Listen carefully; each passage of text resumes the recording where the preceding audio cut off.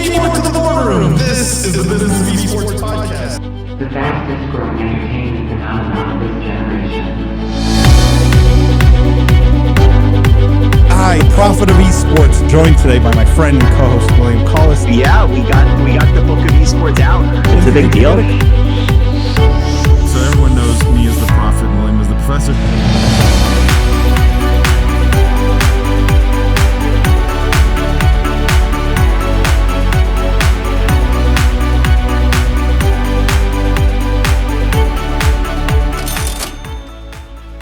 You may call me the Prophet, but in my life outside of the business of esports, I have worked on the investment side of the table for the better part of the last 2 decades. The single fastest growing area of gaming and esports is gambling. It's booming right now. You don't need to be a prophet like me to see that. However, as an investor, I've stayed away from gambling and betting companies because of the reputational risk and often shady nature of the companies involved. This was true until now. I've recently bought stock in a new public company called Esports Entertainment Group, or EEG, which is focused on esports and gambling. The big difference that changed my mind is that EEG is a public company, NASDAQ listed, and fully regulated, focused on esports betting. The regulatory and audit requirements of a public company are key in my mind to provide the needed transparency for players, bettors, and investors. I had an opportunity to host the CEO of EEG on this podcast a couple of months ago, and I was very impressed by his vision for the company. We've stayed in touch, and I'm delighted to announce that they've accepted to become a sponsor of the podcast. If you're a family office, institutional investor, or investor of any kind, really, Esports Entertainment Group, ticker symbol GAMBLE, GMBL, might be one of the best ways to get exposure to the esports betting space and gaming in general. Make sure to check them out at esportsentertainmentgroup.com. Having said that, I need to make sure to state that this is only my opinion. I'm not an investment advisor or selling stock in the company. Please make sure you do your own research and seek advice from a licensed professional if you're looking to invest in the field. From the keyboard to the boardroom, this is the Business of Esports podcast. I am Paul Dewalibi. I'm joined today by my friend and co-host, William Collis. For those of you who are new to the podcast, welcome to the official podcast of esports. What we do here is we cover the most pressing gaming and esports topics and news of the week, but we look at all of it through a business and C-suite lens. We dissect, we analyze the business implications of everything happening in this industry. Now, for our regular listeners, thank you guys for tuning in every week. We really appreciate you. Thank you for all the 5-star ratings and reviews. Thank you for all the love on social. Thank you for buying William's book, even though the best part is my foreword. But thank you. And if you haven't told your friends about the podcast, please do. It's the only way we continue to grow. And you know, if you like it, if you're enjoying it, why not tell them about it? William, how's it going? You know, Paul, this I'm running out of ways to shill your book, by the way. So like, that's as good as you're going to get now. Oh, I was thinking of so many different ways. I was going to say, like, you know what makes a great Thanksgiving?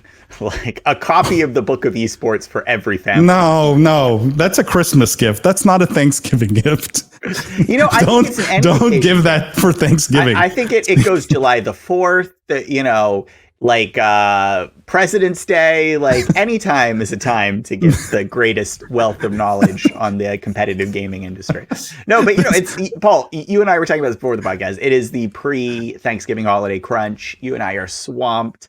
But yes. This is just, I have to tell you, I look forward to the podcast so much every week. This is just such an oasis for me in terms of like just a great moment to chill out with somebody I truly respect, you know, hear some really smart views, you know, banter back and forth, discuss how aim assist is the greatest thing of all time. And don't even get me started. Did you play the new Call of Duty over the weekend? Because I know it's the only time we have to play. Paul, I don't have to play it. The aim assist does it for me. You're not happy? You're not happy? No, I am not. I look, I think I'm going to talk about this on the live stream. So Yeah. for I'm just totally shooting. and it's weird, right? Because people are going to watch the live stream tonight, and then they're only going to hear this podcast tomorrow because this comes out on Thursdays and we tape it on Wednesdays, weird, right? But true. It's weird but true, and it's the way it works. But I'm going to go on such a rant on the live stream about aim assist being basically the end of esports. If this continues, the entire esports industry goes away. That's how bad I think it is. Look, I saw what was going on in Call of Duty over the weekend. I played the game quite a bit. It's so bad. I actually have zero respect for Call of Duty League players right now. To me, they are fake pros. These are not real professional esports players. They're not. They're just not that good. The computer's doing all the work for them. Words from one of the largest and best capitalized esports leagues. Like you're gonna. But the players are not the best in the world. They're fake pros. That's the hot take. Well, I have long maintained that the best shooter players in the world play Valorant. Yeah, if you want to compare yourself against mobile players. Look, I give Valorant credit. Resisted the whole aim assist thing. It's one of the few games left that doesn't have it. Right? Well, we've got CS. We've got Valorant. What else? Everything else is full of aim assist. I mean, Apex doesn't have aim assist. Oh, it does. It does. Oh, it does. And it's horrible. What are you talking about? The console players are dominating right now. I don't know. Because the machine's doing all the aiming for them. I don't know. I just like Apex. So I assume that it... Oh, Rainbow Six doesn't have aim assist. Rainbow Six doesn't have aim assist. Rainbow Six, that's part of the reason why it's also one of the greatest esports of all time. No aim assist. I agree. You know who else does not need aim assist? I mean, I would assume, given the how important our guest is in the esports space, aim assist might be his nickname even, right? Like it could be his nickname, but he wouldn't use it. He wouldn't use it, right? Use it. But no, in fact, it turns off if he picks up a controller. It actually there's a little pop-up that says, I'm going to spoil the guest, but Matt Hillman is playing. Aim assist disabled. Chuck Norris. That's it. I'll let you intro our guest. No, I've spoiled it. Matt is the esports Chuck Norris. I'm convinced. No, our guest today is Matt Hillman. Matt's the co-founder and partner at Cut and Sew and Zone Gaming, a marketing agency and brand studio focused exclusively on the gaming and esports space. Matt and his team work with established brands like HyperX, Venmo, as well as launch new brands. And some of these guys you've heard about because they've been in the news this week. Mavix Chairs, Queen's Gaming Collective. They pride themselves on helping clients authentically bridge the gap between gaming and culture. Matt, welcome to the Business of Esports podcast. It's so good to have you. Thank you, guys. I'm excited to be here. That was an amazing little intro. The banter between you guys is phenomenal. We're good, right? I mean, it's because we're polar opposites. This is why it works. We couldn't be any more opposite and love each other more. That's the problem. You know what, though? I have a sense Matt can banter well, too. I think this is game recognizing game. That's what I think. This is game recognizing game. I love it. We're in for a fun episode then. Matt, for our listeners and our viewers, could you tell our audience who maybe hasn't heard of you, I'd be surprised, but who maybe doesn't know your background, how you got into esports, what you're working on today, some of the things I talked about maybe. Would love to get sort of the Matt Hillman story. Yeah, absolutely. I'll spare you too much, but I launched a full service marketing agency that was completely outside of the esports space called Cut and Sew, coming up on 3 years ago now. So it was in January of 2018 with two partners. The three of us sort of just felt like we had really unique, but also diverse skill sets between, I had done a ton of work in the sports and entertainment space.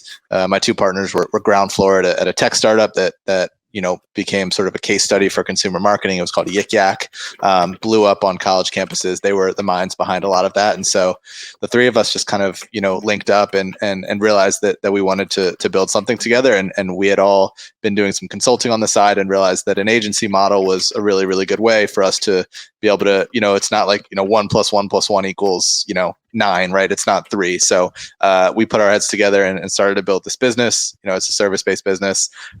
Work with companies big and small, and help them reach a younger, more sort of culturally aware demographic. That business is called Cut and Sew. Again, started it almost 3 years ago, and where gaming sort of came into the picture is through our work at Cut and Sew. Well, one, gaming is ubiquitous at this point, right? It is so far transcended its individual industry, and it's seeping into everything that we know. And so, if you do anything in the world of sports and entertainment or music or culture, it's really hard to miss gaming. It wasn't always like that, but we were doing a lot of work with athletes who were really, really passionate gamers, and this was late early 2018 when it wasn't commonplace to see athletes and celebrities streaming on Twitch. This was pre Ninja and Drake. This was it was a little bit of a different market, and one athlete in particular that we were working with is a guy named Josh Hart, who was on the Lakers at the time, is now on the New Orleans Pelicans, and saw a genuine passion that he had for gaming, and being the good sort of partners that we were, we dove in and learned everything we could about it. So, fortunate enough to be in Los Angeles, and, which is where a lot of the publishers and the talent and the orgs are, and met with, every single person that we could, from executives at the different streaming platforms to, orgs, really just sort of made the rounds and went into full research mode. Eventually built his brand on Twitch really from the ground up, and did it in a way that was unique and like fresh and different from the space. We launched his Twitch through a pair of custom Fortnite sneakers, which he wore on ESPN with his gamer tag on them, which is like just sort of a non-gaming way to enter the space in a really fun way. And so we did that. Very quickly, sort of, he became a case study for how to build a brand on Twitch as a non-endemic talent. Has very quickly become, in my opinion, the most respected sort of athlete gamer out there. One thing led to another. We ended up working with other guys and put on the first ever all NBA Fortnite stream. It was called Ballers Only, and I think it was actually one of the highest ever debut Twitch streams, which of course has since been beaten. But just little things like that, we started to get our footing in the space, and existing clients who were not in gaming started to come to us and say, "Hey, how can we enter the space? We see you guys doing a lot of work in gaming. How can we do this?" And so we realized, like, hey, there's a really cool white space here for an agency that can walk these worlds. Play between these worlds really, really well. And so we, quietly for the last, I guess, 3 years or so, have been doing gaming work under the Cut and Sew name. And it wasn't until recently that we sort of sat ourselves down and were like, we can't be an industry agnostic agency and reach our full potential in the space, because the gaming industry is too protective, it's too wary, it's too sort of aware of others that are looking to come in and exploit it, which we like to think we're not doing. And so we built Zone Gaming, which sits under Cut and Sew, and it's exclusively dedicated to the gaming space. So it's working with brands both endemic and non-endemic, doing everything from social and digital to influencers to content to live event production, to brand strategy and brand identity. Really anything on the marketing side we feel really, really confident in doing. And then, I would say an interesting part about our mindset is we're not just a service business. So we're actually, people are coming to us and we're building businesses with them. We're taking this marketing agency infrastructure and we're applying it to IP that we have ownership in. We're investing off the balance sheet where it makes sense and where we can add value. We're working with individual talent on helping them build their brand on Twitch. So we're doing a little bit of everything. And that's sort of the genesis of how we got to where we are. I have so many questions, Matt. I have so many questions. Can I start with one? Because you mentioned all the work you do with endemic and non-endemic brands, okay? Yep. One of my rallying cries, like this is something that I hit on so many times on the podcast. Matt. Get ready. Like, here's Paul shouting at the cloud, so look, get ready. I teach an esports marketing class at St. Peter's, okay? And so by default, I have to teach them about endemic and non-endemic brands. Okay. It's just part of the curriculum because that is what the industry talks about, right? I personally hate this sort of differentiation between the two. And I'll tell you why. I hate it because it makes it seem like non-endemic brands don't really belong, right? Like endemic brands are special and are part of the group, and like non-endemic brands in the sand or something. Yeah. Right. And I kind of hate that because, and I've spent, quite a bit of time in the last 2 years educating brands. So sort of the piece before where you come in, which is like, why do we need to know about esports at all? And why is it interesting for us at all? And then they sort of decide what they want to do in there. But even as part of that education process, what I've realized is some of them do feel excluded in this non-endemic brand sort of category. My question to you is, do you really treat those two categories any differently when a brand walks in the door? And do you agree that maybe this differentiation is something that should go away? I think we treat them differently. Okay. The reason we treat them differently is because, in my opinion, the gaming consumer is a ruthless one, right? And if you come at them in an inauthentic way, in a way that doesn't understand how they speak, their language, the emotes they use, and you don't speak to them in a way that like to be spoken, they'll write you off forever. And so I think that if you're a brand that, not to use this word again, if you've been traditionally non-endemic or you haven't entered the space before, I think it's really important to take a slightly different approach and make sure that you almost pay your respect and earn your stripes and pay homage to the culture in a way that maybe a brand who's been activating endemically for a really long time could skip over. And so that's the only reason I think I like to differentiate, is because there is a bit of just like a laying the groundwork that you have to do if it's your first time in the space. But generally, I agree with you. I mean, I think if someone if a brand advertises in sports and another brand doesn't, you don't call them a sport brand or a non-sport brand. They're just brands. Yeah. So to that end, I agree completely. But I do think the approach has to be tailor-made. But in both, in some ways, you kind of confirm my belief, which is authenticity is what's important here, regardless, right? The approach has to be authentic, whether you've been there 25 years or you've never been in the space at all, right? Totally. You're still going to be. If Logitech came out with something that was completely off the wall, inauthentic, something totally stupid, pandering to gamers, no one's going to be like, well, they've been authentic for the last 25 years, so we'll give them a break. No, they're still going to say this is cringe, and they'll get roasted and whatever else, right? Right, for sure. So my other question is about agencies, which is we start to see a lot of these pop up, right? There's a lot of them that are all kind of saying we're gaming agencies, we do game marketing. What I'm finding is they all kind of fall into different buckets. And I feel like you guys have found an interesting sweet spot. And curious to get your thoughts on that. But the buckets that I see are like either you're a traditional agency that has done, worked with brands not in the gaming world at all, right? And now you want to dip your toe into gaming. Then you have the sort of the gaming only agencies that grew up in gaming, but don't seem to understand sort of the broader marketing universe, right? Like they maybe were not educated in that world, or they didn't grow up in that world, or didn't have any experience in that world.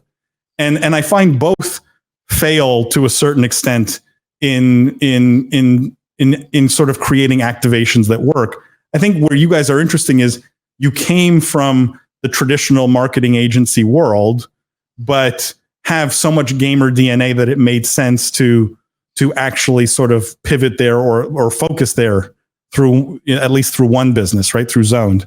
Is that fair to say? Is that how you look at your competition in the market? Yeah, and I appreciate you saying that. I mean, there's every day you see an article about a massive ad agency that's entering the space through a insert agency here, FTW for the win. Not throwing any shade, but you're gonna see that.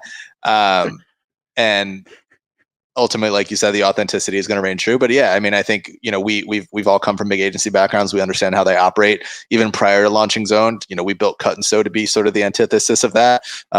We've all seen what it looks like to be on the inside of a big agency. You go win, a $5 million a year retainer client. You hire 50 people against it. You lose that client. You fire 50 people, and you're shuffling the same sort of pod of creatives around from client to client, whether they like it or not. So take gaming completely out of it. We flip that model on its head. We're lean.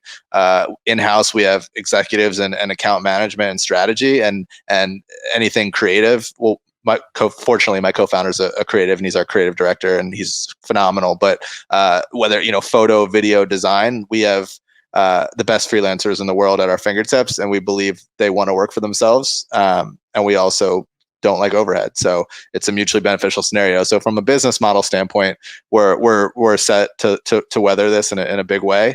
And then when it comes to actual, gaming knowledge, I don't think I can say it better than you did. I think we're perfectly in the middle ground. We're not completely siloed to esports, and we haven't been for the past 20 years, to the point where we have a chip on our shoulder and we don't want to let the outside world in, and we're also not outsiders. And I think the magic and the sweet spot, I think, is really finding a way to bridge that gap and merge those worlds. So that's what we love to do. Yeah, I think You that's go, what's been Paul. lacking. Like I haven't seen that. Sorry, William, what were you going to say? Well, it is interesting you brought it because that's a funny thing that like I don't hear a lot of people calling out, but I see a lot in the space, which is there is definitely a sense of like, I've been here for 15 years. I deserve this. Like, Yeah. who are all these stupid new fancy things coming in with money and resources? And, you know, in my day, like we did esports marketing like this. I don't know. It's just Yeah. interesting that you called that out because like I've never heard somebody really say that explicitly, but it's very true, particularly on the agency side, right? Like the people who've been in the space for a while, like I'm not, there are definitely agencies that have been in space for a while that don't, you know, exemplify this. But in general, I think the ones that have been for a while have like a little bit of frustration and almost hedging against the new entrants, which I think it's interesting that you call out. But I got to ask two questions. So first is a really silly question, but I always like to ask this of marketing agencies. Cut and Sew. Why did you pick that name for the agency? I'm just curious. Yeah. First off, the amount of people that reach out to us for like sewing, like literally like asking if we're like seamstresses is insane.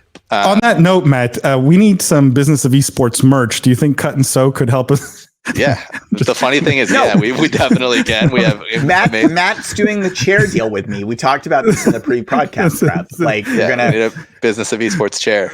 Limited edition. That's honestly, we do need, actually, seriously, we do need a Business of Esports branded chair, and it needs to be We called. don't need a chair. Yes, we do. It needs to be called the C-Suite. And The C-Suite. All right. SWEET, right? If we're gonna do Business of Esports chair, it has to cost like 10 grand. Like I don't want to. I don't want like a $500 chair here. It comes with built-in aim assist. Built-in aim assist. I want everything gold. You know. I would love that if somebody launched a chair with built-in aim assist. Finish your question. Sorry. Cut and Sew. I want to know because it's a marketing agency. So like I'm always interested in how agencies name themselves. Why do you choose to present that way? Yeah. You'll hear me talk a lot about experience that we've had both in-house and just working with really, really large agencies. And ultimately, like the thing that rings true is just that it's a very standardized, impersonal process. Oftentimes they're even repurposing documents from one client to the other. I can legitimately say that every single scope that we've had with every single client throughout the life of our business has been vastly different from the other. And so we're cutting and sewing, solutions based on need. It's a problem first mentality, and it's not, this is what we do, take it or leave it.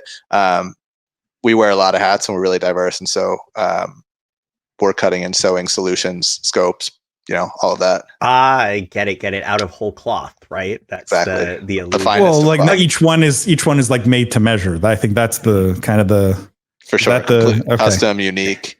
Yeah.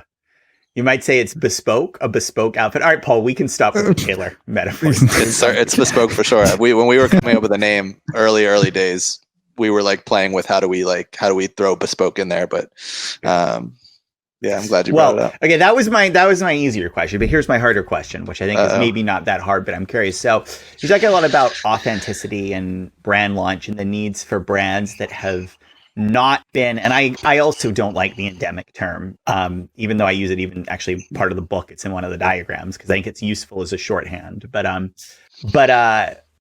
you mentioned, the non-endemics have to sort of pay homage, right?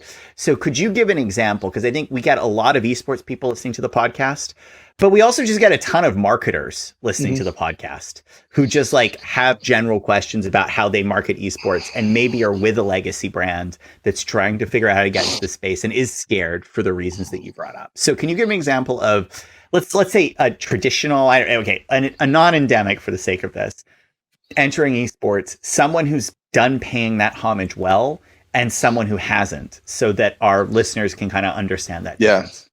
I think Totino's has done a really good job. I think their partnership with 100 Thieves is phenomenal. I think that, gaming and esports is so culturally just so unique, and the way that they speak, like qualitatively, I think you just have to really understand that. Partnerships are obviously a super important aspect. So how are you aligning with the right people, and not just doing a, hey, holding up an Xbox controller and a thing of Totino's and say, hey, I'm gaming and I'm eating Totino's, but truly embracing it and letting the creatives in the space lead, and becoming a part of their world and their cast of characters, in the way that they have sort of in the 100 Thieves world and the 100 Thieves compound. I'm really impressed with what they've done. Someone who hasn't done a good job. It's a good question. I told you it was a hard question. There's a hard question. To it. It's, yeah. I want to bring up Champion. I think that in some ways they've done a really good job. I really like the HyperX collab that they did. I really like the FaZe Clan collab. I mean, it was a massive success.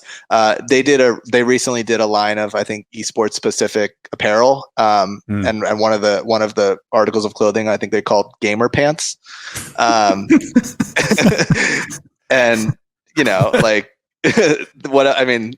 that obviously doesn't resonate with that market. I'm wearing gamer pants right now. I don't know what you're talking about, Matt. That's literally whenever I go to Kohl's, that's what I ask for. No. To me, gamer pants are no pants. That's what gamer pants are. Yeah. So I wouldn't say that's an example of a brand that's done poorly. I think that was one thing that I might have done differently in an otherwise successful run from them. But yeah, does that answer your question, William? It does. I kind of want to, I'm going to circle back on this. I'm going to give you some time to think about it. But I do think for listeners, it is really helpful to understand, hey, when you launch badly, it really has a poison the well risk. So I might circle back. I reserve the right to push you on that a little harder. Yeah, for sure. I'll think about some other examples too. I do think a counter example is fun, but we can move on for now, and I'm sure there'll be an opportunity to bring it back because we got some marketing stories today too. Well, I want to touch on the Josh Hart stuff before we sort of move forward. And you sort of said it in your intro, Matt, that this was one of the first real activations with an NBA star or any sports kind of celebrity, right? Getting into the gaming world. How do you look at that, at what's happening today? Do you find anything has changed? What do you guys think you did with Josh that made that activation successful? I'm curious what insight sort of you've had since then around celebrities getting into gaming, because to me, it can work very well, or it can work very badly. It's really a very binary outcome, it feels. Totally. I think first and foremost, I want to give him just a lot of credit for his, not just his passion, but his resilience. For someone who has, 700,000 followers on Instagram, you guys probably know it's really not easy to convert those over to Twitch. It's really hard. You'll have people with millions of followers. They'll do a swipe up on their story and they'll be streaming for 100, 200 people max. And so it's a changing of a mentality that I think it's really important for talent to understand. It's you're not going to bring all of your followers over here with you. And if you're known for one thing, they might not want to know you for something else. And that's okay. So it's been a journey. It's been a 3-year journey for him. And he still doesn't have crazy numbers, but he's really put the time in. And so I think that especially, once COVID hit, there's every athlete and celebrity was trying to enter the space. They were reaching out to orgs and saying, hey, let's co-stream, and very much looking for a quick come up.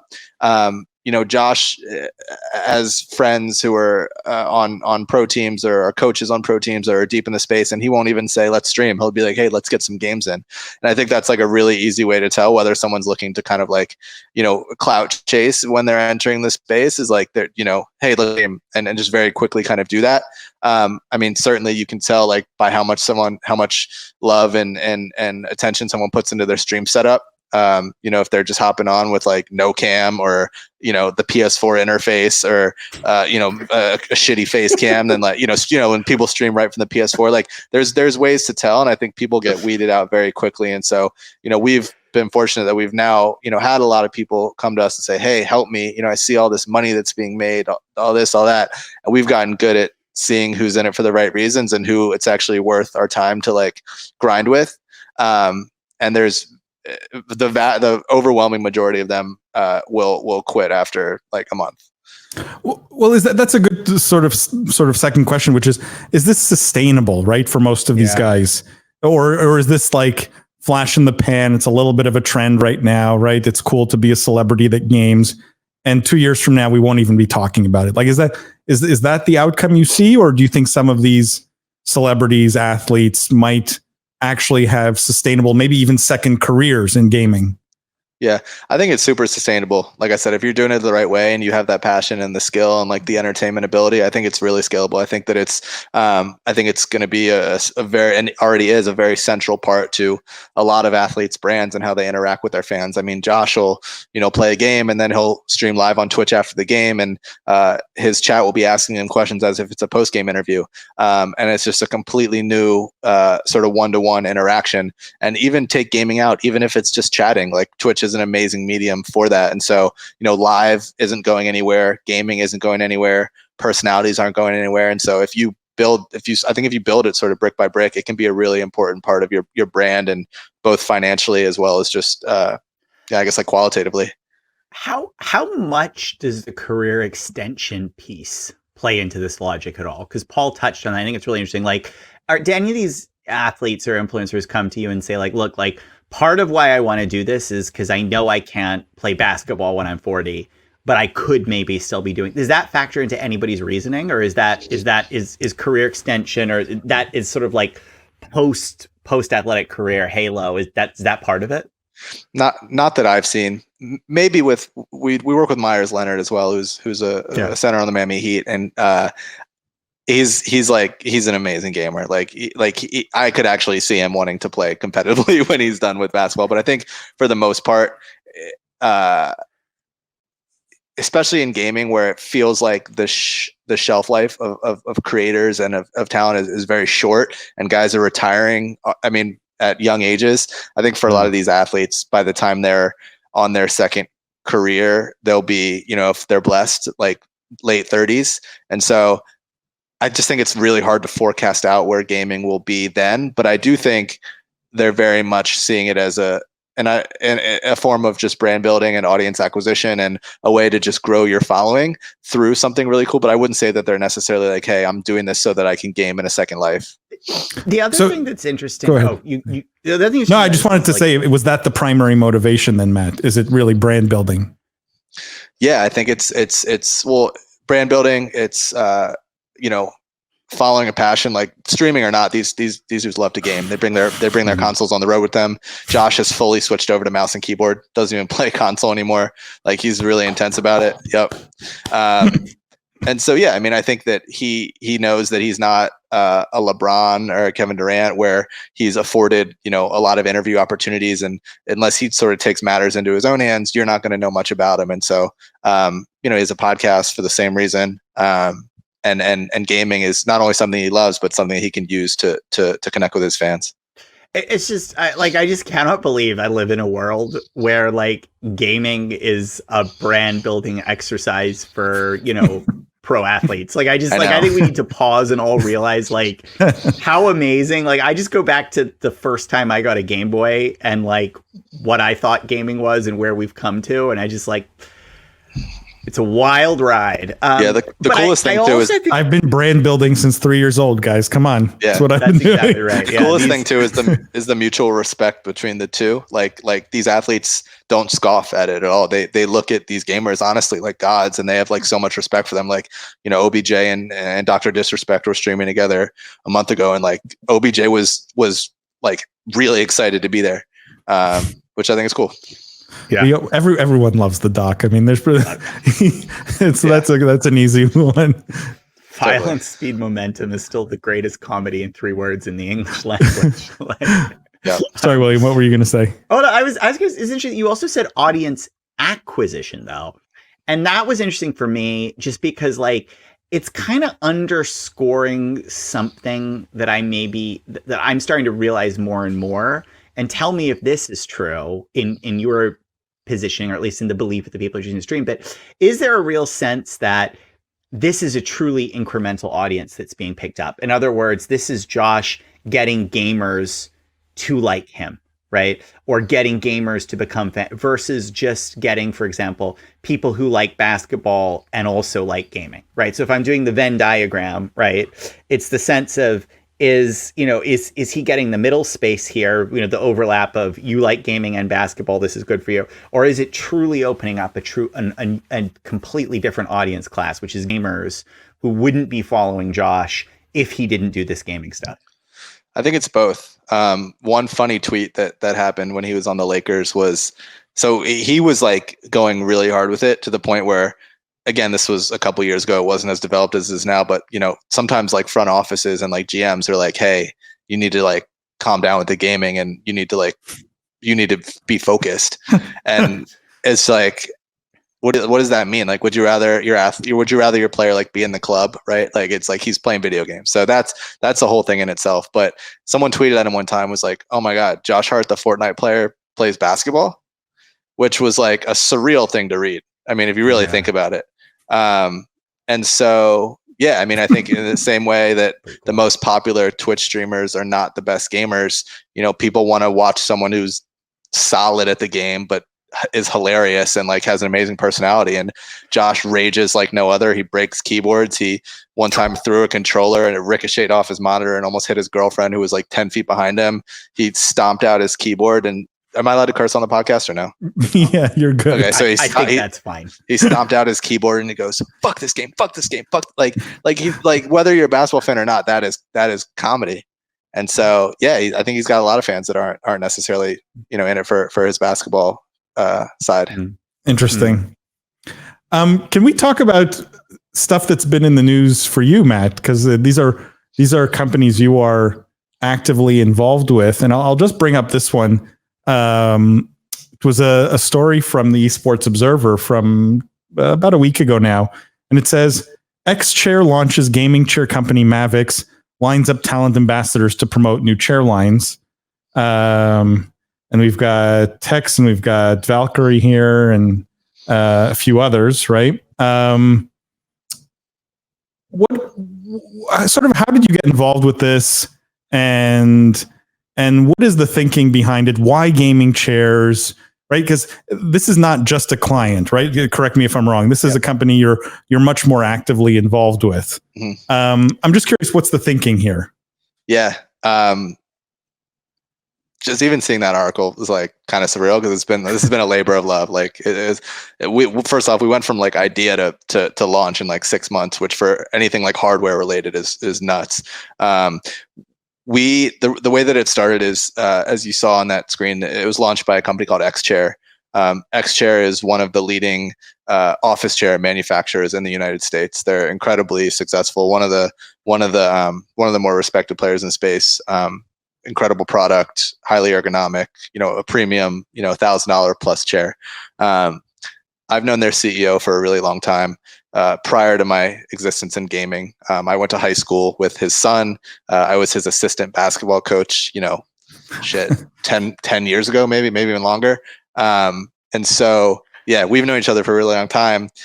He and his son saw that I was doing stuff in gaming and reached out, and it was really just, at first I was kind of like, what are the synergies here? Like, what's the deal? He pretty much said it. He said, we've looked at every gaming chair in the market. They all suck. They're all that racer style chair. He also started a line of ergonomic back stores in the DC area called the Healthy Back Store. So he knows ergonomics. He knows what's good for your back and what's not. He's been doing it for 20 plus years, sold hundreds of thousands of chairs.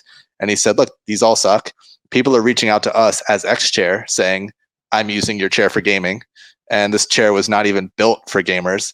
And so we really looked at the market and we're like, wow, there's really a white space for a cool, stylish, but highly ergonomic chair brand that comes in and preaches functionality, preaches ergonomics, it preaches style, it preaches the ability to move back and forth between gaming and work. We think that the work from home crowd and the gaming professional, as we like to call it, is a huge market for us, folks like yourself.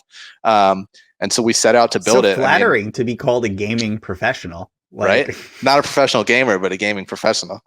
Whoa, don't take it back. Yeah, I would apply both. William can speak for himself. Don't include me and William in the same gaming category here. Have you seen my Heroes of the Storm match history, Matt? Because it is pretty spicy for Gold League. I'll have to watch it. Don't put us in the same bucket, Matt. Let's be clear here, all right? No, Paul is very good at shooters. He's legit very good. Then he's our. I'm he's just our guy. teasing. So, He's no, our no. guy. So, but Matt, like, look, in a world where, and I'm a huge Herman Miller fan, Yep. right? Like, huge. I don't have one. I have two of the M bodies. Cards on the table. Paul has an Aeron tattoo. Oh, I have an Aeron at the office, right? So, like, I'm Herman Miller through and through.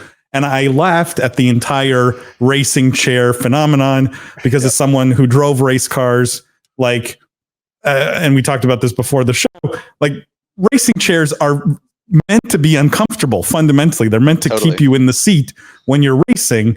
And so they're supposed to sort of squeeze your body tight so you don't get those lateral G forces and you can stay in control of your car, right? Horrible as gaming chairs. Never understood it. What I love is you guys completely sort of went in a different direction. We're not lured by the entire gaming chair phenomenon. What is the price tag on the Mavix chair? Like, so there's 3 models. I'm sitting in one.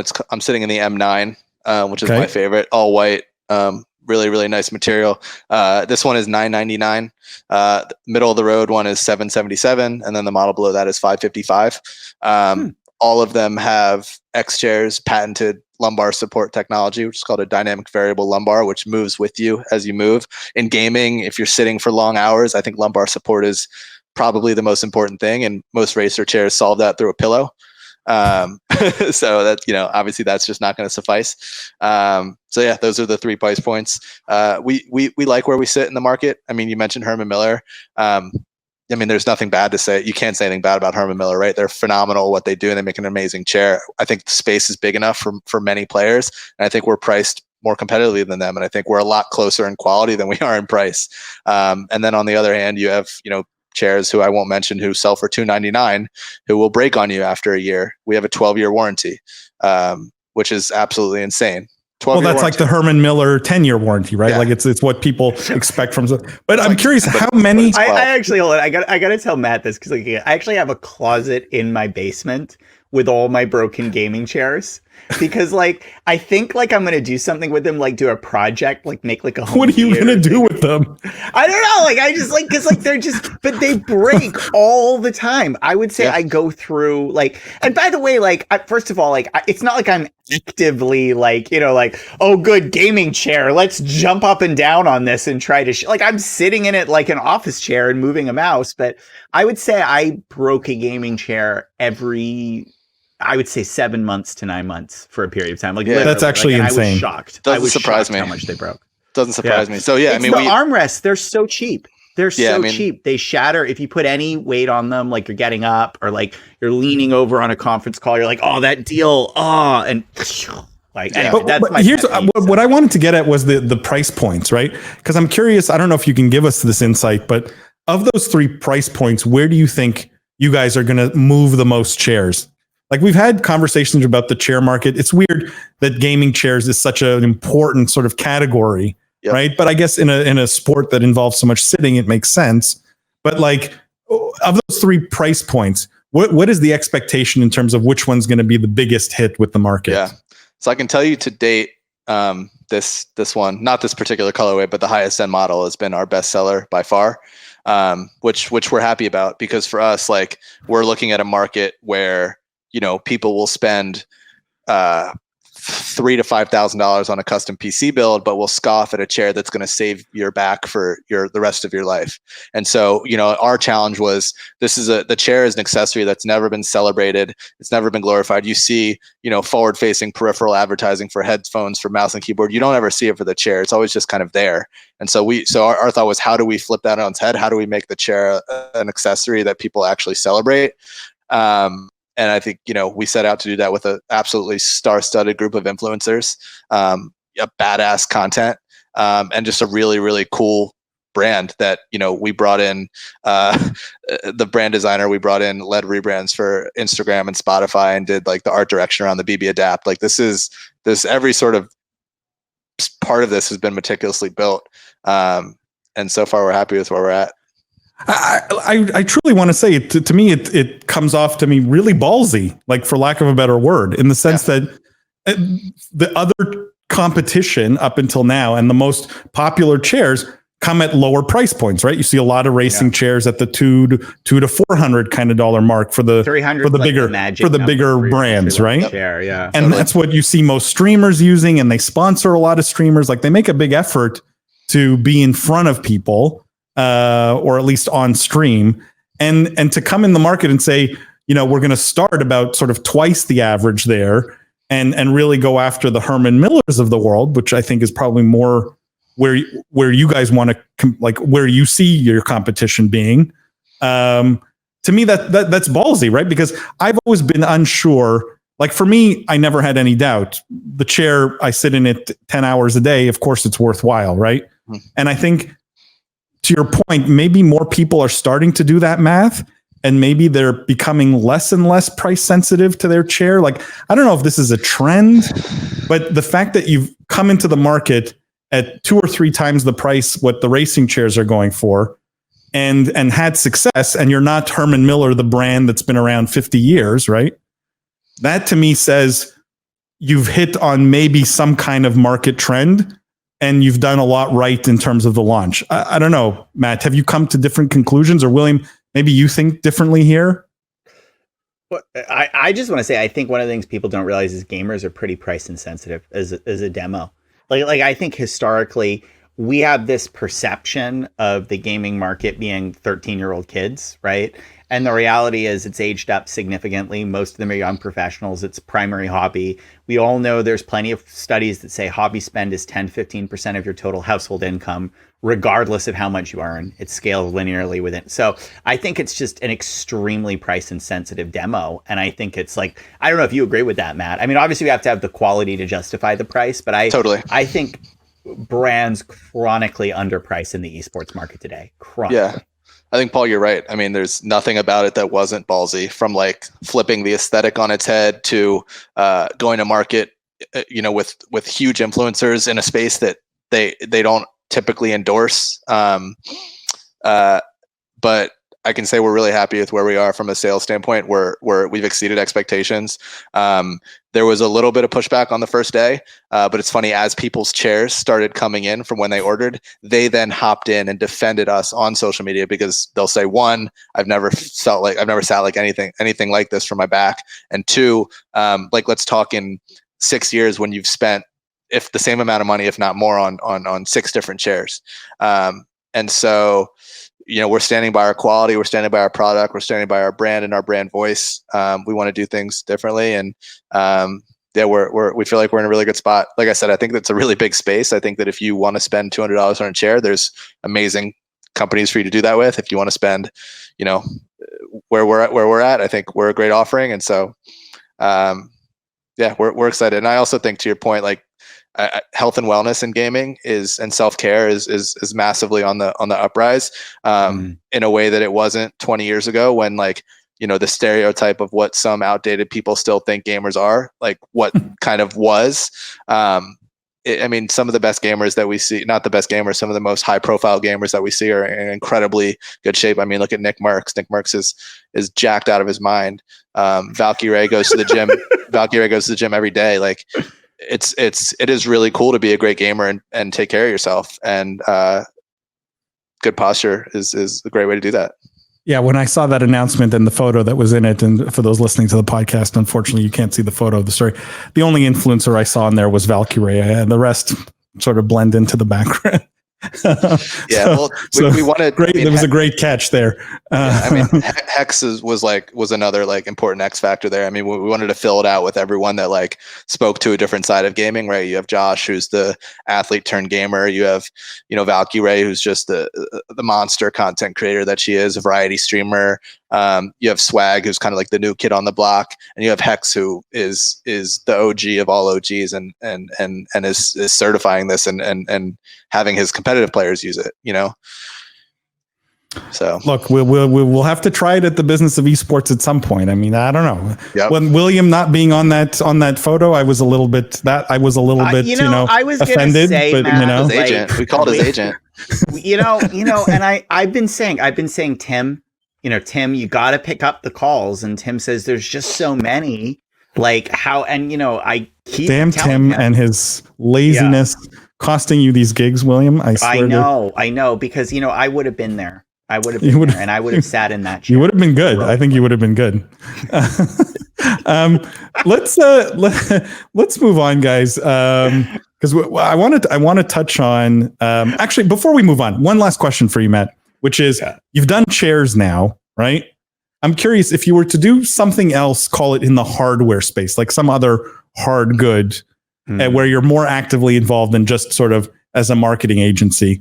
What do you think would be next for you? What do you think is the next most interesting category in the gaming and esports space? I had a call. I don't want to say the name because they're in pre-launch, but I had a call with a luggage company that focuses on making carrying cases for your respective gear, but in a really cool, stylish way. And I was blown away and by what they're making, and I think portability of equipment is something that hasn't really been done right. Interesting. So, very interesting. Yeah. Cool. I'm just curious what you see as the sort of the next most interesting opportunity. Let's talk about, guys. I want to jump into some news this week because there are some big stories that I think are worth us touching on.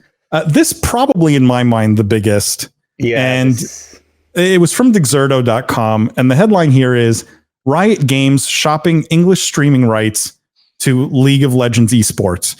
So supposedly Riot now is looking to have League streamed exclusively on one platform, and the developers have confirmed that. And they're shopping it. So they're shopping around these rights basically, and it's all English language countries essentially. So not just the Western events, but anything that happens in an English language country. William, sorry, you giving me the timeout sign. What's up? Can I, when you're done with the intro, I get to have my I called it moment. So like, are we done with the intro? Because I'm ready to say I called this like hard. Sure, I'm done. So you did call it, but we called it, I would say. Oh, okay, we called it together, but full credit. And like, we didn't call it like 2 weeks ago. We called it like months and months ago.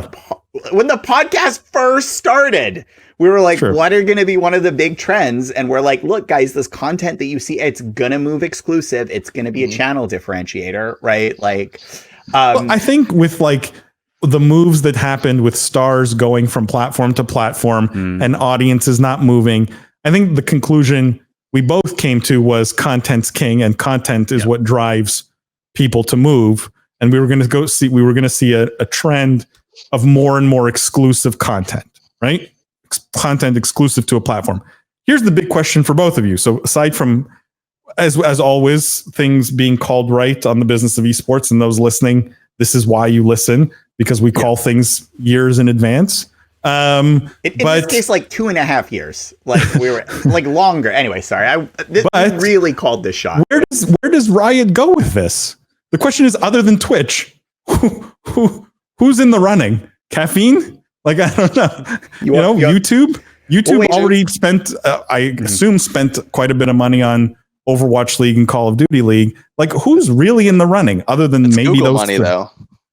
That's true. So they do have deep pockets.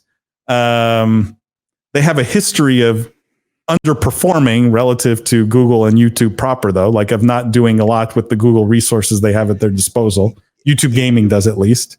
All right. I gotta jump. Wait. Before I jump in and totally take the thunder, Matt, who do you think this goes to? Make a prediction. Let's call it Matt.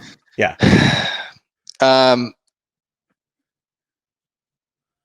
Based on what would be mutually beneficial, I have trouble seeing it living anywhere else besides the two that you mentioned, Paul.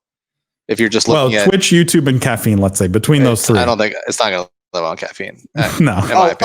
Come on. Although don't they just dismiss caffeine out of it. Let's just give them some credit. Like, let's just be clear. Yeah. For the Chinese rights, they went to Bilibili, which is arguably the caffeine of China, right? In that Huya and Douyu are the two biggest, right? Are kind of the YouTube. Make you a shirt, the caffeine of China. Like, and put that's actually a great shirt, actually. And Billy, Incredible shirt. like Our it. merch line is on fire. I'm telling you right now. Yeah, it's going to be 3 people who get the joke. Yep. But those 2 people, they'll meet each other on the subway one day, and they'll both be like, "Oh, They'll know. That's it. Highlander." Yeah, they'll know. Okay. No, but arguably, like, I get it, right? Caffeine, no one barely like even talks about it, but Tencent did avoid their own platforms that they owned, and ended up sort of passing on the rights to League and let it go to a third party. I don't know how that's relevant here. Is there like a Disney play with the ESPN ownership? After ESPN just shut down their esports operations, I would have agreed with you maybe like a week ago as a potential play. Yeah. I know they shut it down editorially. Are they no longer even would they, you don't think they would broadcast to something? I'm not sure. I don't know. William, I don't know if you have any better insight, but I don't. I got to tell you, actually, Matt, I think it's brilliant. I think strategically, this would be an amazing pickup for Disney Plus. That would be smart. But it would be Disney Plus. This is the sort of thing Disney can do, should do. They won't do because they consistently show that they can't quite get gaming, and they get so close. Like, the story of Disney and gaming is it's like falling in love through a chain link fence. It's like they get so close to the other person, they can touch it and they can feel it, but they just can't hug. It's true. It can't happen. Like, so anyway, but yeah, I would look, if they did it, I'd be blowing up champagne bottles. I think it's brilliant. But I'm going to make my call. Ready? Here's my call. It's really a YouTube or Twitch race. Let's be honest. No. Or caffeine. And I think I'm right about this. Brace yourself, guys. This is going to go to something like Trovo. It's going to go to one of the Chinese or Tencent-owned streaming platforms as a beachhead strategy for a North American launch. Interesting. I'm telling you right now. So you think one of the Chinese platforms will want to get into English language countries, and will use this? It's long been coming that you would scale this. This is an automatic category maker.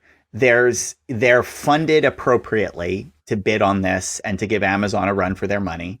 And you're looking at me skeptically. I was going to say, does Trovo have Tencent money?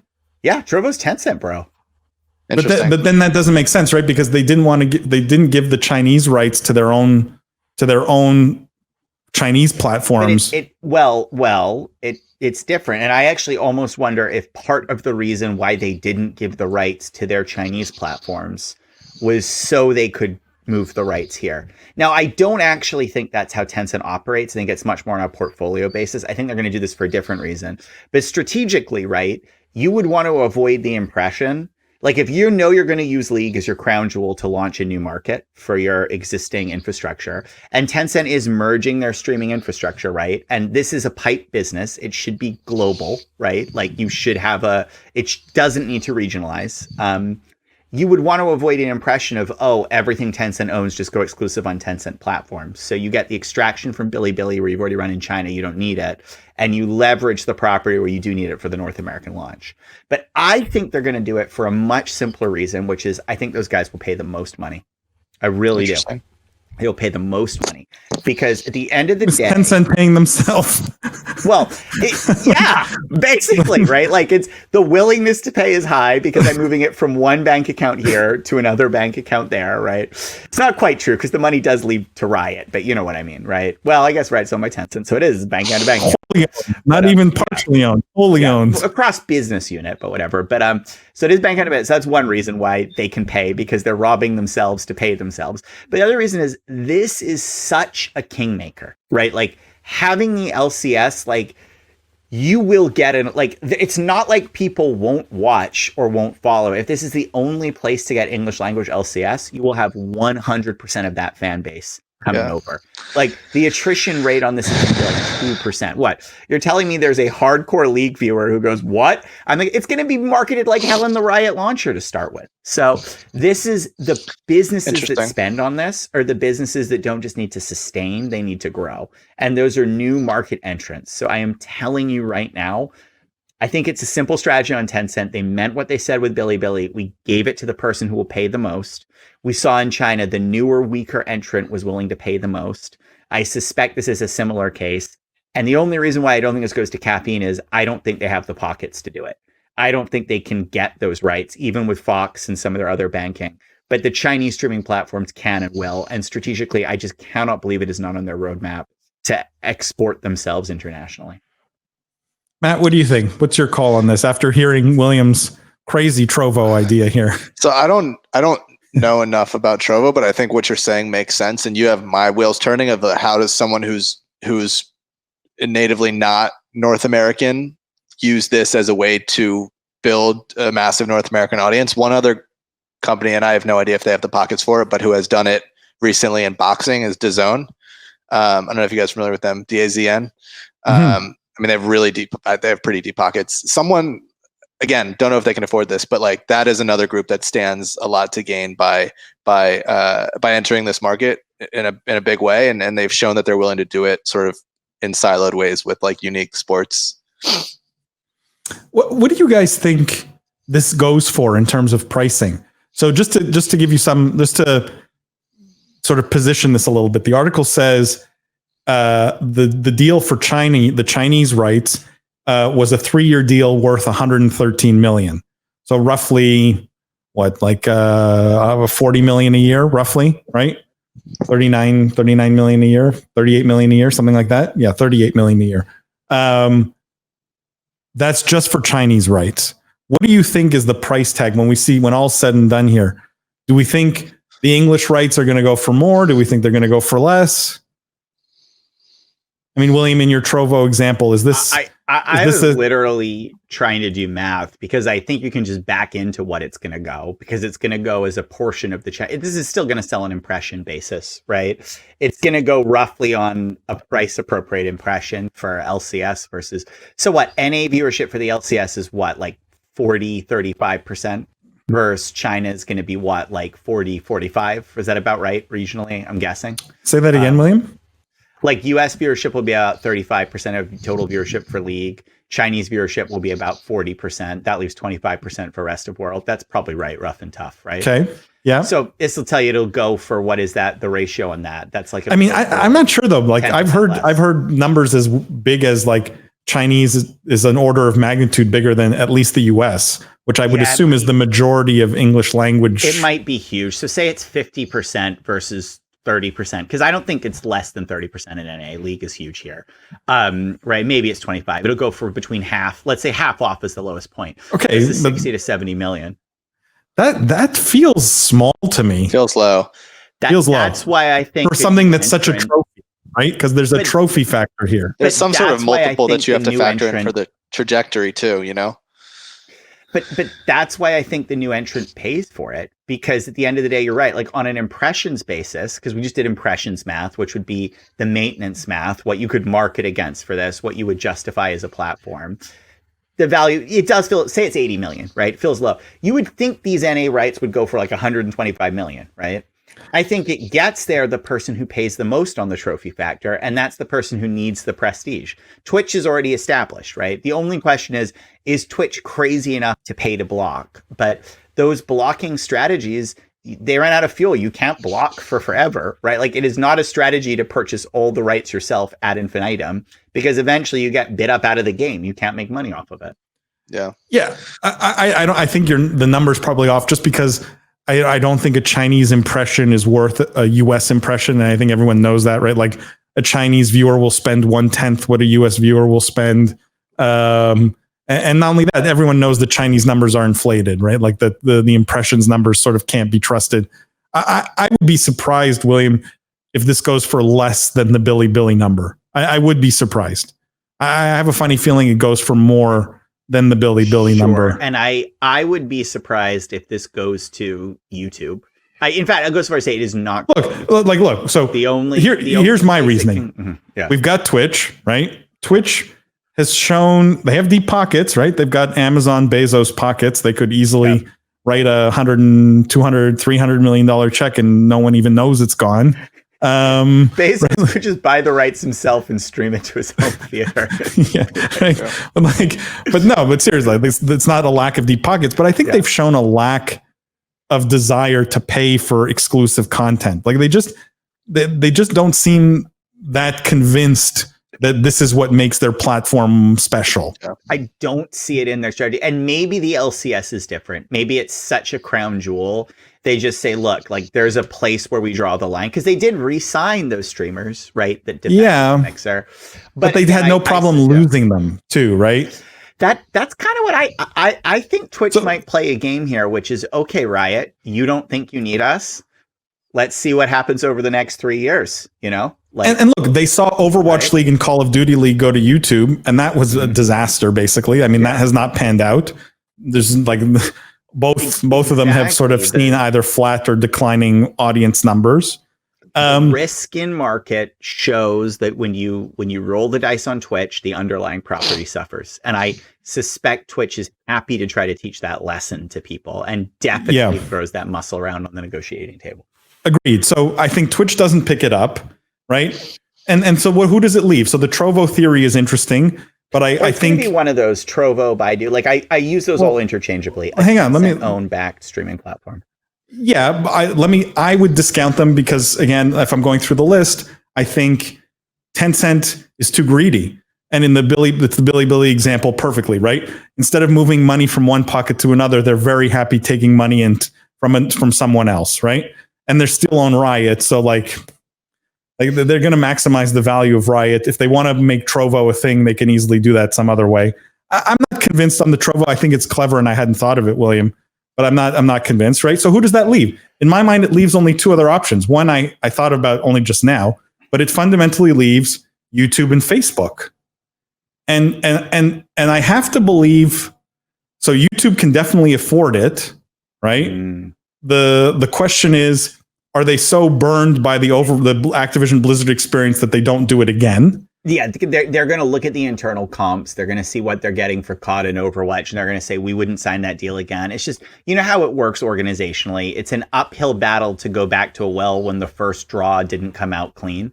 You know, I'm not saying it's a bad strategic move for them. I just can't imagine them signing it based on the cost performance they've seen for their current leagues. So Facebook is interesting. We didn't talk about FB.GG. We did not bring that one up. That would be a big get. And they have the pockets. By Mixer, so you know something. Matt, you got to call it so we can move on. Facebook or YouTube? For me, it's a 50-50 toss-up. Or Trovo, or the Chinese platform. I think Disney's a dark horse for sure. Disney. I don't know, man. I mean, William makes a great point. Like organizationally, it's a really tough sell. After you know the two recent examples, Facebook's an interesting one. I mean, if they have the money, which they do, if I'm Riot, I guess it depends on what my priorities are, because I don't think putting it there would necessarily be in the best interest of the league and its marketability and its growth in terms of the demographics that are on Facebook, in my opinion. But so if it was you, my prediction YouTube's the most likely. Probably, yeah, I would say so. Without having insider knowledge here, right? Sure. Yeah, I don't have any. I mean, I don't have any I want to revise my prediction very slightly. We'll end. I think this is a good one to end on. This is a noodle point here. Split North American rights, traditional broadcast, Baidu, Trovo, whatever, VR broadcasting, Facebook. It's an out there one. I look. Dude, this is why you have me as the co-host. I'm telling you, that makes a lot. You'll maximize your value by licensing the rights as the rights holder. I thought you were going with just geographic slicing, not. No. And where Facebook has shown a desire to spend and know gaming quite well is the VR space in Oculus. And this would be a pretty massive adoption driver for Oculus. Particularly, they could market this as like the best way to watch League is in VR. Guys, do I really think that will happen? But is it cool enough to noodle? For sure. So I'm betting on it. I think regardless of who buys it, I mean, the numbers that we're throwing around in comparison to rights fees for professional sports leagues are minuscule. I mean, the NBA's the $24 billion deal over 9 years, right? It's like 2.8. So like but league and esports in general is inherently more global. And so regardless of who buys it, I think the trajectory and the excitement that we have in the decades to come is worth just noting in itself. And I think we'll look back 10 years from now and say they got a deal, whoever picked it up, right? Like that's probably the reality, no matter what the going rate is. It is funny, if you could do a 3-year deal with the NFL for 125 million, you would walk that to the bank right away. Oh my God. Yeah, you would. Guys, let's move on. Let's touch on one last thing here before we wrap up. This is all about Call of Duty League. Now, the headline here is from .esports. The headline is OpTic Scump hints at possible Call of Duty League players union. And the reason why is obviously Call of Duty League has had some issues with players. I mean, Scump specifically was fined, but also at the end of last season, which just happened recently, like almost many of the teams basically just fired players because next year it's going to a roster with one fewer player. I don't know if you guys had been following that, but like players just got sort of arbitrarily fired without much cause or notice because the league has changed its format. Now they're talking about organizing. They're talking about putting together a players union before the next season so that players have more power in their negotiations. I'm curious to get both of your opinions, Matt. Like, I know this doesn't touch your business directly, but as an esports fan yourself, do you think this hurts Call of Duty League? Do you think in the long run this makes it more sustainable? Like, where are you on the fence when it comes to these things? I think it makes it way more sustainable. I think, I have no inside information. I don't know anything about, the accusations or the things that Scump said, but I do know that every major professional sports league has a players union, has, collective bargaining agreement, and ultimately it's how things get done, and it's how both sides are treated fairly, and how you can push something and, push a league to continue to grow. Distribution changes, like balance of power changes. And so I think the one thing that we're seeing with the CDL, which is really cool, is that these individual personalities and these individual players have a lot of power. It's a very star driven league. And so I think a union is really important. And I think that Activision should welcome that, because it's one step closer towards, not to say that this is their goal, but it's one step closer to like truly emulating what professional sports is and how it's run. And to not have one, I think is it just shows that we're in our infancy. Let me push back a bit, Matt, and maybe I'll push back on you, and then I'll leave it open, William, to you if you want to jump in here. But one of the things we talk about all the time, and William knows this because he owns a professional esports team.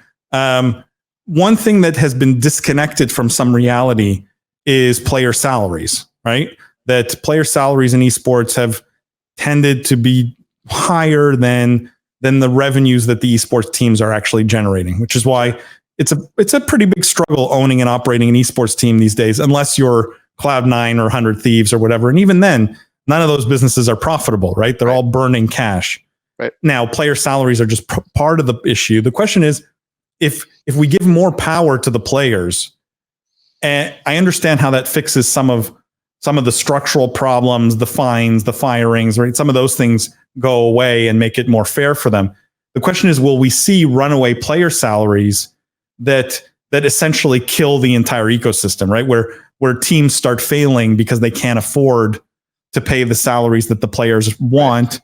And with additional negotiating leverage, now the players can really get it. Right. Well, let me hop in, and William, I definitely want to hear your perspective sitting on the other side of the table. I'm not advocating for higher salaries, and I think in certain situations I would even maybe I'm not advocating for this, but maybe lower salaries make sense. I think that the point of a collective bargaining agreement and what you see in the NBA and the WNBA and the NFL is that it's a percentage of revenue, and it's you can't just throw out arbitrary numbers and say we want to make X a year. You say we want X percent of revenue, and if revenue goes down because a GM says something about China and then your league is blackballed from a country, or if there's a pandemic and you can't play, then salaries are going to go down to reflect that. And so what I think about when I think about a collective bargaining agreement and a players union is just an equitable split, not necessarily the right to demand ridiculous salaries with no ground to stand on.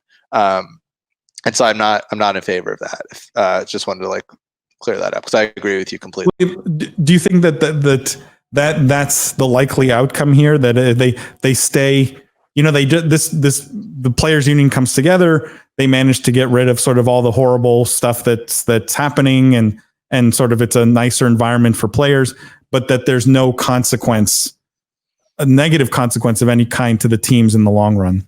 Well, I let me kind of jump in here and say, like, look, so first of all, I think as a principle, like on principle, I think players unions are really good and important, right? I think for a lot of the same reasons why Matt brought them up. It's just like you have them in sports organizations for a reason. It's to ensure equity and fairness, and also to protect the players too, right? Like, some of the stuff that's, being accused about Call of Duty right now is just like being forced to sign contracts on short notice with no review time and no legal counsel. I don't know if that's true or not, but like, this is why you have a union. It has nothing to do with wages or income. It's just a protection, right? Like if a group stands together and says, hey, we need 2 weeks to review the contract, they get 2 weeks to review the contract. So I think in general, I'm for it. And not in general, I pretty much am unequivocally for it and a huge supporter. I get worried in this specific instance. And the reason is because this is not like traditional sports where, the classic story was like exploitative management, salaries, significantly undercompensated, the need to protect, to generate salaries and ensure an equitable share. And the reality is, I think the expectations of every one of those players is when you join the union, yeah, we're going to get other stuff. We will also be able to collectively bargain for higher salaries. The problem is the salaries in these league structures were created by fiat. Right. They were essentially, the publisher just sort of said, okay, we think this is a sport, so these guys earn $100,000 a year. That's the price. There was no clearing price in the market for what viewership and equitable and everything, understood. Right. And as a result of that, my concern is that the players would be going into this with an unrealistic expectation, which is as a result of unionizing, they might drive higher wages. And they might deserve it. I don't have the viewership numbers. Maybe they do, and that's the case. I suspect unionization in Call of Duty should be more about all the other things and not the wage price. But at the end of the day, I think most people think of unions as driving wages and benefits. And I think this has a real challenge of being a threat to the league for that reason, because I think most teams in the Activision Blizzard leagues right now are looking at how do we get our costs down? How do we get our costs down? And the reality is, I think the players, when they unionize, they're thinking more benefits, more wages, cost up. And so again, I want to be so clear. This is not me being critical of unions. I think unions are awesome.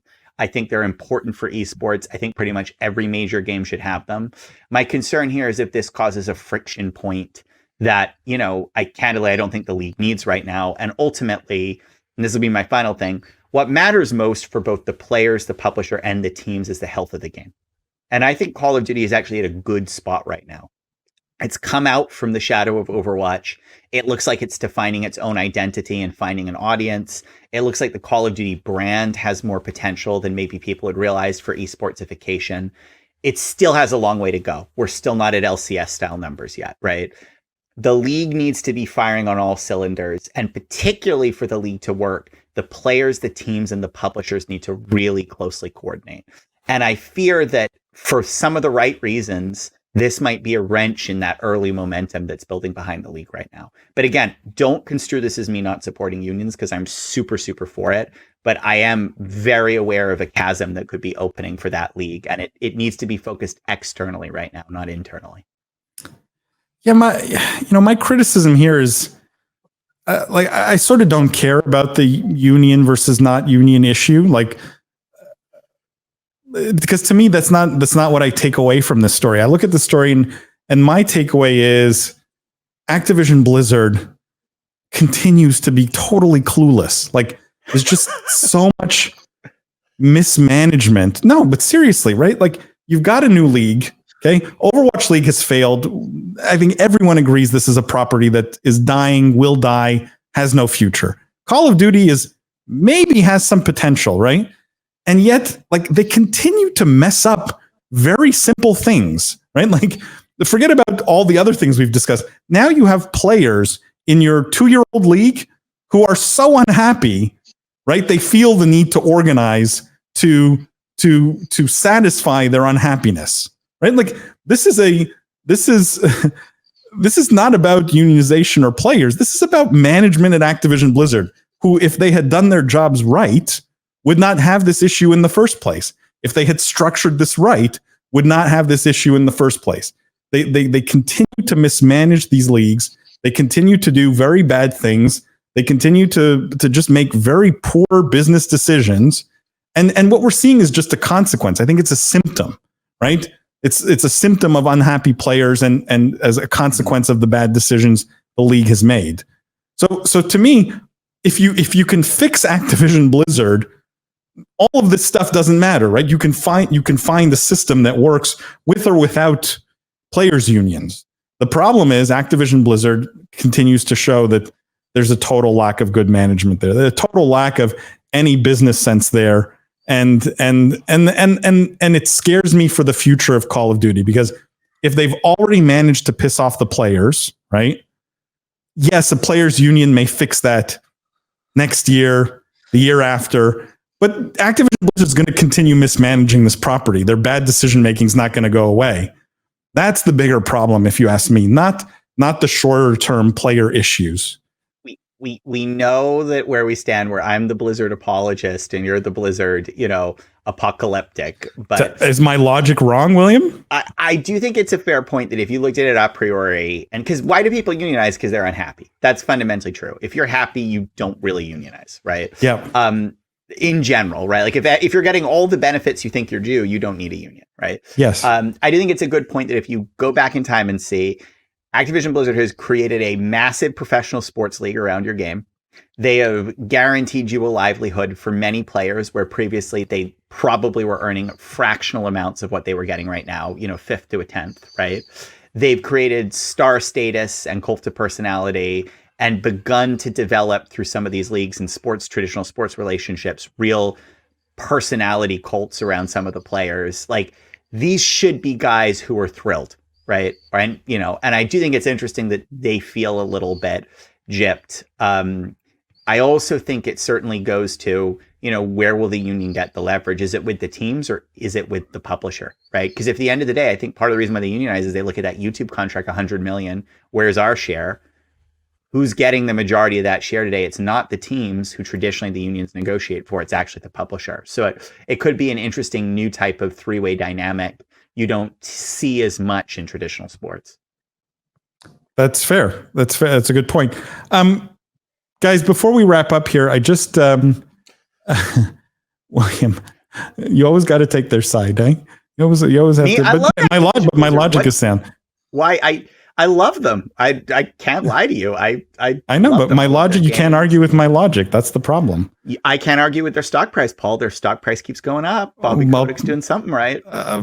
People are playing Call of Duty. Doesn't mean Call of Duty League's going to work. Market judges. Before we wrap up here, I just want to say a quick word. The single fastest growing area of esports, guys, everyone knows is betting. You don't need to be a prophet like me to see that, but for all of you who listen to the podcast regularly, I've stayed away personally from esports betting because of the reputational risk. Now, one company that completely solves that, in my opinion, is Esports Entertainment Group. They're NASDAQ listed, fully regulated, ticker symbol GMBL. Now, we had the CEO of the company on the podcast. We've had him on a few times. Really great business. I would highly recommend checking them out. If you're an investor, family office, and really interested in the markets in esports at all, go check out esportsentertainmentgroup.com, because I really think it is the best way to get exposure to esports and the esports betting space. Having said that, small disclaimer, it's just my opinion. I'm not an investment advisor. I'm not selling stock. do your own research, seek advice from a licensed professional if you're looking to invest in the field. Guys, Matt, thank you so much for being on the podcast. Before we sign off here, anything you want our viewers to know, anything you want to shill, anything you want to, shill's always, I hate using that word. Anything you want to promote. Anything I want to promote? I mean, please reach out. If you thought that, we had an interesting conversation and you liked anything that I had to say, would love to meet you, whether you're in gaming or not, whether you're a brand who's looking for some marketing help, whether you are a startup who's looking for investment, whether you are, whatever. I'm here. My email. Can I give my email? Yeah, of course. And maybe the best way to reach you, is it LinkedIn? Yeah. Is it email? Is it Twitter? I don't know. Either one. LinkedIn, you can just Matt, I forget if it's Matt or Matthew, but you'll find me, Matt Hillman. And then Twitter is probably actually the better way to reach out. And my Twitter, guys, don't laugh, it's like still my name from high school. It's I love Matty Ice, all one word. They used to be my nickname. Some people still call me Matty Ice. So like I love Matty Ice, all in one word. LOVE MATTY. ICE. That's me. I see. I love it. Yeah, why Matty Ice? I played basketball in high school, and I was pretty good, and so people just kind of started calling me Matty Ice through that. I guess shouldn't you be a hockey player for Matty Ice? Matty Ice, the adult beverage. No, nothing to do with the adult beverage, but I guess in basketball or in sports, if you're clutch or if you have ice in your veins or whatever, they call you that. So anyway, they started calling me that, and then I just made that my name, and I haven't changed it since. So I love it. Yeah. I love Matty Ice on Please Twitter, guys. Matt Hillman on LinkedIn, right? Yep. Cut and so zoned. cutandso.la zone.gg. Whoa. Very cool. Thank you so much for being on the show, Matt. As always, William, thank you. And for our regular listeners, don't forget, every Wednesday evening, 8:30 p.m. Eastern time, we do a live stream. It's our after show live stream. It's a lot of fun. It's interactive. We cover the stuff that we don't make it to on the podcast. But most importantly, we get to take your questions. We get to chat with you guys. We get to interact with you guys. It's a lot of fun. We go live now on a bunch of platforms. We're live on LinkedIn, on YouTube, on Twitter, on Facebook, just about everywhere you can find us. William's book on Amazon, The Book of Esports. Make sure you go pick that up. It makes for the perfect Thanksgiving gift. Don't bring a turkey. Bring the Book of Esports. Are you gonna have a what do you call it? A sale for, what's it called? Why am I drawing a blank here? It's an American thing. Cyber Monday. So Cyber Monday or Black Friday.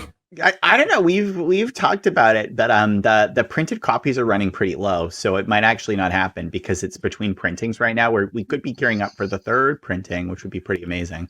Okay, so don't make me push this for Thanksgiving if you're not even going to have a Black Friday deal. Like, I'm not the publisher, but listen, guys, whether the book, as we established earlier with Matt, this is a price insensitive audience, and this is the gold standard of esports knowledge. So whether it's $24.99, $19.99, or we raise the price to $49.99, I promise you will enjoy the Book of Esports, and it will be well worth your time. And stay tuned for a Business of Esports chair, which I'm sure will come out sometime in the next 5 to 10 years. Please. With aim assist. With aim assist. And on that note, guys, again, thank you for listening. Thank you for those 5-star ratings, reviews. Tell your friends. So many. And we will see you guys next week.